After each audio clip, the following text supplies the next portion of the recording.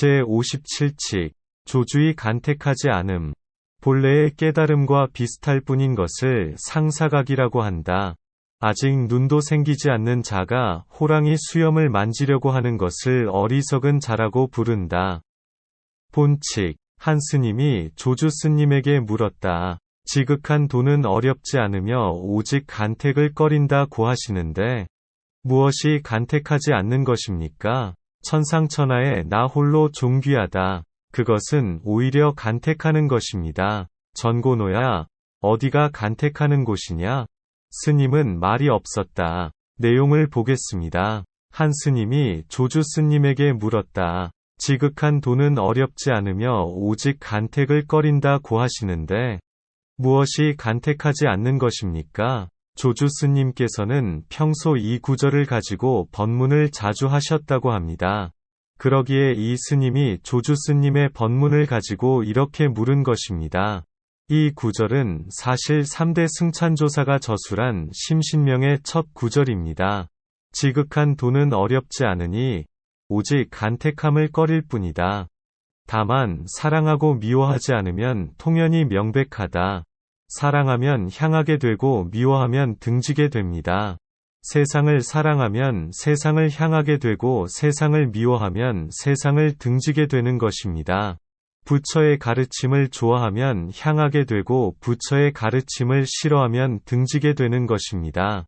이는 곧 사랑하고 미워하는 것이 모든 간택의 시작이 된다는 것을 강조한 것입니다. 바로 여기에서 사량과 분별이 일어나게 됩니다. 12연기법이 차례로 일어나 생로병사로 마무리를 짓고 억겁의 윤회를 초래하게 되는 것입니다. 우리의 의식이 어떤 것을 향하고 등지고 있다는 것은 이미 의식이 만들어 놓은 꿈속에 떨어졌다는 것을 의미합니다.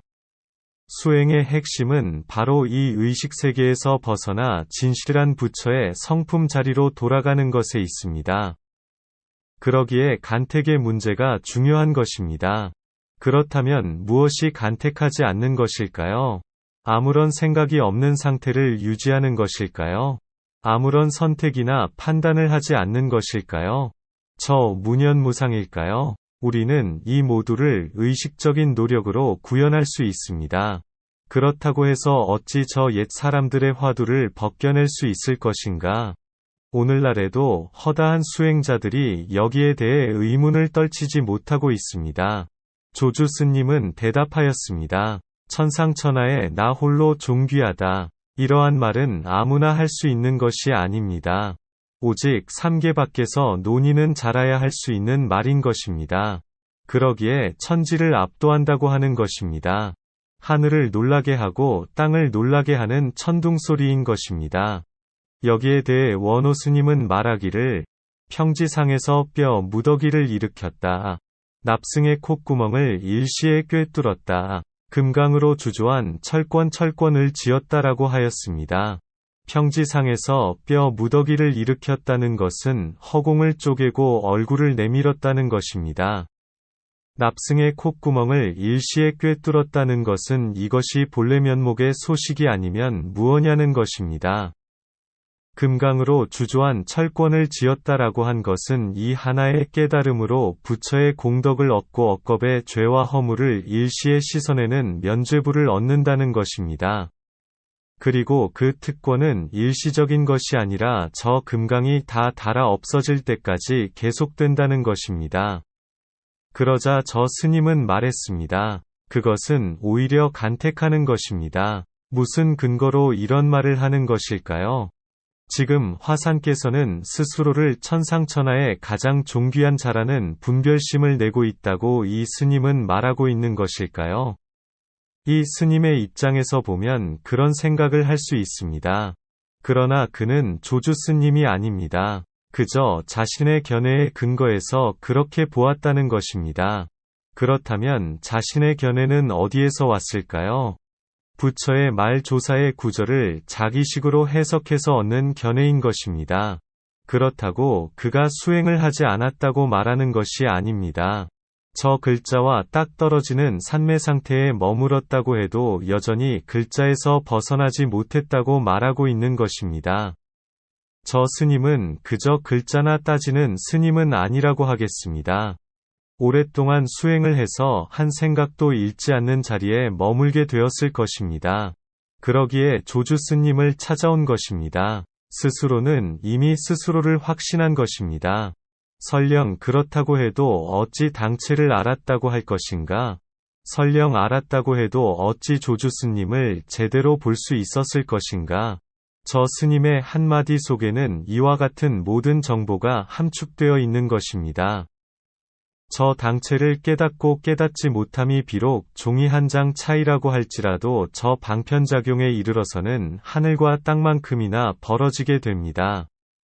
그러나 이 스님은 그러한 것을 전혀 알지 못하였습니다. 그저 지금 자신이 만끽하고 있는 그 자리만을 귀하게 여길 뿐인 것입니다. 그리고 그것이 곧 승찬조사가 말하는 간택하지 않는 자리라고 믿고 싶은 것입니다. 저 간택하지 않는 자리가 바로 지극한 도라고 말하고 싶은 것입니다. 참으로 우스운 일이 아닐 수 없습니다. 저 스님은 지금 자신이 애초에 말에 떨어졌다는 것을 전혀 모르고 있습니다. 오히려 그것을 무심이라고 여기고 있습니다. 종이 한 장 차이에서 엇갈리고 있는 것입니다. 이것은 곧 번부이승의 무심과 대승의 무심을 가려내지 못하는 것과 같습니다. 여기에 대해 원호 스님은 말하기를 과연 그가 말을 따라 돌며 늙은이를 밀어붙이는구나 라고 하였습니다. 말을 따라 돌며 라고 한 것은 사랑하고 미워하지 않으면 통연히 명백하다고 한 옛 사람의 말에 떨어졌다는 것입니다. 저 옛 사람의 말을 잘못 이해했다는 것입니다. 그저 자신의 잣대로 가늠해보고 스스로 수긍했을 뿐 눈 밝은 자의 점검을 제대로 얻지 못했다는 것입니다. 그러자 조주 스님이 소리쳤습니다. 전고노야, 어디가 간택하는 곳이냐? 이것은 흡사 금시조가 곧장 용을 단숨에 집어삼키는 것과 같다고 하겠습니다. 전고노란 당시에 사람을 멸시하는 욕의 일종입니다. 그러나 글자로 보면 관청에 속한 전답을 일구고 관청 창고를 지키는 노비를 가리킵니다. 조주 스님이 저 스님을 전고노에 비춘 것은 탁월한 어휘 선택이라고 하겠습니다. 저 스님은 그대로 전고노를 빼닮은 것입니다. 얼핏 보면 두 사람이 같은 장소, 같은 시간에서 서로 마주한 것처럼 보이지만 사실 둘 사이에는 큰 강물이 흐르고 있었습니다. 한 사람은 이쪽 언덕에 서 있고 다른 한 사람은 저쪽 언덕에 서 있는 것입니다. 그럼에도 불구하고 서로 주고받는 것 자체가 불가사의한 일이 아닐 수 없습니다. 시간과 공간이 뒤틀린 광대한 우주에서 우연히 서로 만난 격인 것입니다. 스님은 말이 없었다. 이 스님은 여기에서 더 이상 나아갈 수가 없었습니다. 그가 아는 것은 딱 여기까지였던 것입니다. 그가 지금까지 닦아온 간택하지 않음이란 그저 아무 생각이 없는 상태 그 이상도 이하도 아닌 것입니다. 그는 그것을 침묵이라고 부를 수도 있고 자의식이라고 부를 수도 있고 순수한 상태라고 부를 수도 있습니다. 그러나 그것은 딱 거기까지입니다. 한 스님이 탁발을 하기 위해 시주집에 이르렀습니다. 노파가 나와서 물었습니다. 무엇을 드려야 할까요? 이 스님이 말했습니다. 무얼 가리겠습니까? 그러자 노파가 소에게 먹이는 꼴을 한 움큼 들고 와서 바루 속에 넣었습니다. 이 스님은 말이 없었습니다. 설두 스님은 노래하였습니다. 송, 바다처럼 깊고 산처럼 견고하다. 모기 등해가 허공 속에 사나운 바람을 희롱하고 딴강아지 개미가 무쇠기둥을 흔드는구나. 가리고 택함이여. 작은 지붕 아래에 천으로 만든 부기로다. 하나하나 살펴보도록 하겠습니다. 바다처럼 깊고, 바다처럼 깊다는 것은 아무리 실을 늘어뜨려도 바닥에 닿지 않는다는 것입니다. 이것은 곧 그 깊이를 도저히 헤아릴 수 없다는 것입니다. 바로 조주 스님이 그러하다는 것입니다. 산처럼 견고하다. 조주 스님의 도가 그러하다는 것입니다. 저 스님이 돌탑을 열심히 쌓았다면 조주 스님은 천연 그대로 타성일편을 이루었다는 것입니다. 그러기에 견고하다고 하는 것입니다. 저 스님이 산 능선에 쌓아놓은 돌탑이라면 조주 스님은 산 자체라는 것입니다. 모기 등해가 허공 속에 사나운 바람을 희롱하고 땅강아지 개미가 무쇠기둥을 흔드는구나. 이 두 구절은 조주 스님과 저 스님이 주고받는 것을 표현한 것입니다. 저 스님은 흡사 조주 스님에 비추면 모기와 같고 등해와 같다는 것입니다. 땅강아지와 같고 개미와 같다는 것입니다. 반면에 조주 스님은 사나운 바람과 같고 무쇠기둥과 같다는 것입니다. 그만큼 둘 사이에는 간격이 크다는 것입니다. 가리고 택함이여. 저 스님은 자신의 잣대와 완력으로 저 사나운 바람을 재고 무쇠기둥을 밀어뜨리려고 달려들었다는 것입니다. 그는 조주 스님을 향해 말하였습니다. 그것은 오히려 간택하는 것입니다. 여기에 대해 원호 스님은 말하기를 물을 지고 가서 강가에서 물을 파는구나 라고 하였습니다. 저 스님이 하는 짓이 딱 그렇다는 것입니다. 작은 지붕 아래에 천으로 만든 북이로다. 저 스님이 공자 앞에서 문자를 썼다는 것입니다. 천으로 만든 북에서 내는 소리는 그저 푹푹 하는 소리에 그칠 뿐이라는 것입니다. 그것을 어찌 온 천하를 요동치게 하는 천둥소리와 비교하겠습니까? 저 스님이 작은 공간에서 얻은 공부란 그저 천으로 만든 북에 지나지 않다는 것입니다. 여기에 대해 원호 스님은 말하기를 이미 말 이전이라도 하나의 구덩이에 파묻어라. 그런 자들이 산밭의 삼대와 같고 수수밭의 좁쌀과도 같다라고 하였습니다.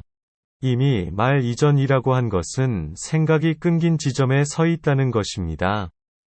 생각이란 모두 말로 이루어져 있습니다. 설령 그렇다고 해도 그것은 그저 풀을 잠시 돌로 눌러놓은 자리와 같다는 것입니다. 삼대와 같고 좁쌀과 같다는 것은 저 스님과 같은 수행자들이 세상에 흘러넘친다는 것입니다. 그런 자들이 당연하다는 듯이 법상에 오르고 부처를 말하고 도를 말하고 있다는 것입니다.